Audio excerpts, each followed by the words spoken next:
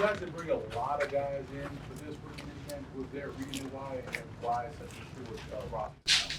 Yeah, just the biggest thing when we brought these guys in for rookie minicamp was the instruction. You know, you're not getting a lot of competitive periods out here. It's who can take to the coaching, what's the attention to detail, and just focus on the core group of guys. Because, you know, we're going to be integrating them with the varsity coming up very soon.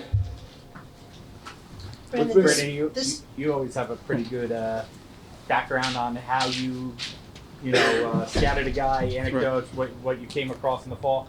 Arvel Reese, what was the surprise level there? And I guess it's a good thing you had done your homework because most people told you it wasn't going to be there at 5. Yeah, well, with Arvel, it was preparing for every situation.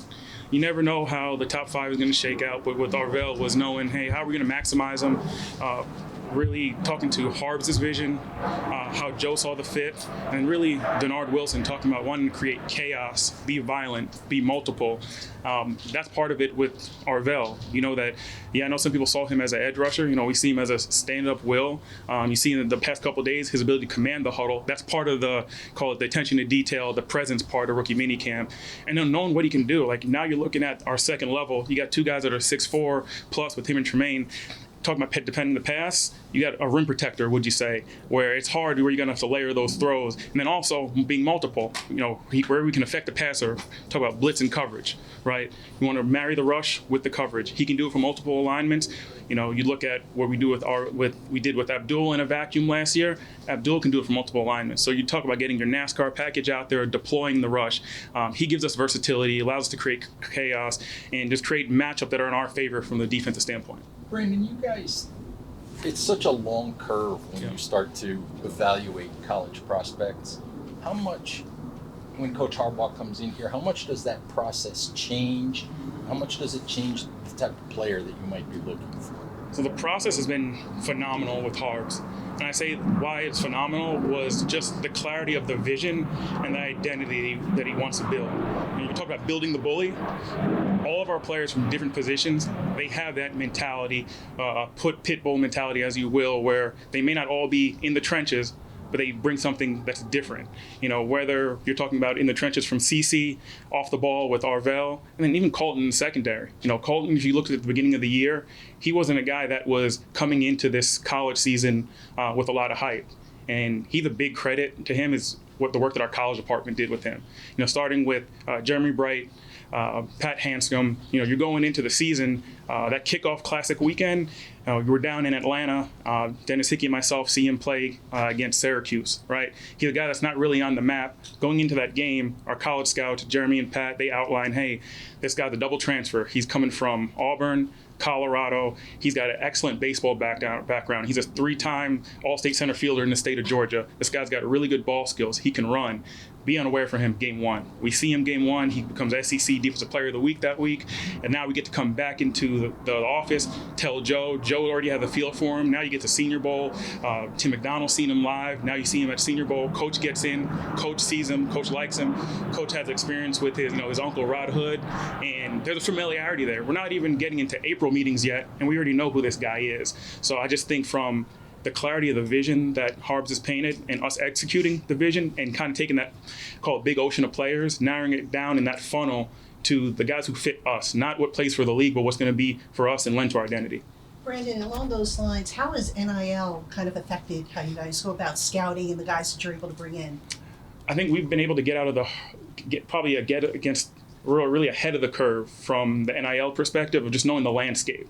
And why I say the landscape is the normal 1-school transfer, now you're talking about multiple 2 or 3 year program guys. So even a Colton Hood, for example, he was at 3 different institutions. When they're at each institutions, they might not be there for more than a year or 2 years, and their current staff may not know them that well. So we've maximized our touch points. Whether it's on-school campus visits, multiple visits, all-star game exposure, the 30 visits, but as well as a credit to our young guys. We've hired some scouting assistants that come from the college landscape, and they know how these guys work during the portal process. When they're actually have to negotiate portal deals, how are they with money before they get to us? We kind of have a beat on who they are, their love of football, what drives them, what are their motivators. And we're not waiting till they're New York Giants know who they are. We know exactly how money's going to affect them. We know how they're going to show up every day. And with the NIL too, it affects really the quality of the draft. You talking to our trade with coming up and getting Malachi, we're knowing what traditionally is in the 4th or 5th round. It's a little bit different because some of those guys are going back to school and wanting to maximize their value for the next year while also getting paid a good amount. So we're just not adjusting our approach, but knowing that multiple touch points has been part of the success plan for us, and understanding and knowing who the kid, what drives them, and how do we best support them once they're wearing Giants blue. You talked about double transfers. You mentioned Malachi. Give us a little insight into your journey with Malachi and how you guys came about really liking what you brought to the table. Yeah, so Art, with Malachi, you knew when you went to go see him at Notre Dame, we call it our book of business, multi-year evaluation. You knew that he was a high school quarterback. You do a 2 or 3 year study, you watch him at Virginia, he has steady production. You actually get to see him from multiple wide receiver alignments, whether he's in the big slot, a different route tree on the perimeter, what he can do in terms of the top of the route, sinking for a big man, talking about working around the clock, whether we talk about the playing above the rim. We saw all that this year at Notre Dame. You go back into 2 years prior at Virginia, he's working at, call it 6 o'clock, 4 o'clock, reaching down, adjusting his body for a guy who's 6'4" plus and really 215 to 220. And with Malachi, we knew the kind of person we were getting. He was the same guy at Virginia, the same worker at Notre Dame. There was consistency in the person, consistency of the approach, and then he shows up at Senior Bowl and does it again. So just seeing a high level of consistency in different arenas over multiple years, it gives you comfort of knowing what you're going to get year one. That's going to be low startup costs in terms of getting the player on the field and contributing for us. Brandon, when there's a new regime that comes in, there's always the idea that after the draft, there's going to be big changes to the front office. We're 2 weeks after the draft, and it seems like all your scouts and all you guys are still in place. What does that say about the process going forward? Unified operation. It's been really a great environment to be a part of. When I say unified operation, Coach said something in one of his first meetings that has stuck with me, and he called it mission over men. And the mission for us is winning football games. Low ego, put your pride aside. From the coaching staff, having high-level operators, great teachers, to the personnel department, respecting opinions, the ego being low, finding out what's best for us in terms of finding the right players that are going to help us on Sunday or whenever game day is. And it's a vision alignment. It's what is our identity going to be, what we're going to do from year 1 to year 2, how are we going to build it, and there's been multiple perspectives on it, and Coach has been great in terms of the platform between everyone involved, low and high, of if you feel some way, bring forth the evidence and show me where you see him doing it, and what did it lend to the identity that we want to be. And there's been ultimate clarity with that, and it's been a great collaborative environment. And just not that, just the alignment has been really strong. Brandon, you were in Philly obviously for a while before you came here, and so you had an up-close view of how they manage the cap. I'm curious, two-part, how are they able to do it so aggressively, and why have you guys not adopted some of the same practices they do? Yeah. Well, every club is different. Certain clubs try to mimic other clubs. One, I want to give my hats off to Dawn coming inside here, and the balance of patience and aggressiveness that she's had. I think the biggest thing that she's allowed us to do is leverage our currency. And when I say leverage currency, it's your players, your picks, and your cash. And really doing that while preserving our ability to accumulate comp picks. And doing that is just being really forecasting from 1 to 2 years, and really part of being able to use some of those mechanisms like option bonuses and void years. You got to stay healthy. And we're on our way to doing that. You got to stay healthy, and you got to be able to keep rewarding those guys that are playing at a high level and staying healthy over a long duration. I noticed you guys on the road, you guys just don't pay attention to the senior shrine. You guys are always in waves at these smaller all-star games like Gridiron Showcase or Hula Bowl, Tropical Bowl, something like that. Why is that so important? Because a lot of these guys end up out here for you guys here in Canada. It's again, it's a touch point. The touch points are invaluable. You don't get them back. And who's going to show up on a different stage? It's nice when you can perform in the comfort of your own stadium, your own conference. When you're placed into a different arena and the pressures come high, do you rise to it? And do you, meet a benchmark? And you mentioned that, Hula Bowl. Bobby was there, Jameson Travis was there, and you see him at Auburn. can he show up in, against different competition, getting different coaching, and in a small window, what does he do? Does he show up every day? Does he sulk after bad reps? Does he rise to the occasion and correct himself and string together good reps after having a poor play? Some of the flashes he saw at Auburn, do they become more consistent when maybe he's learning a different technique? And just seeing him, even Skrzynecki, at the Hula Bowl, like Hula Bowl, American Bowl, maybe not the forefront bowls of East West or Senior Bowl, but there's talent there, and we're negligent if we don't unturn every stone. Maybe we find a player, maybe we don't, but we're not going to have any dialogue or see a player play on Sunday or see him play somewhere else without having information on what can he do for us in the building, what can he do for us on the field, and how do we help him grow to be a part of what we are. And if he's not for us, we've already checked that box and know, hey, we're getting our guys, but we're going through the whole inventory of players. Obviously with that kind of stuff, there's a big human touch, right? Yeah. Joe's mentioned using AI as part of the process as well. I'm wondering where does that have a space in what you guys do in regards to the scouting side of it? AI is a tool. It's no different than when you look at maybe whether it's AI, consensus mocks, any other supplemental deals. They're all a part of the comparison part.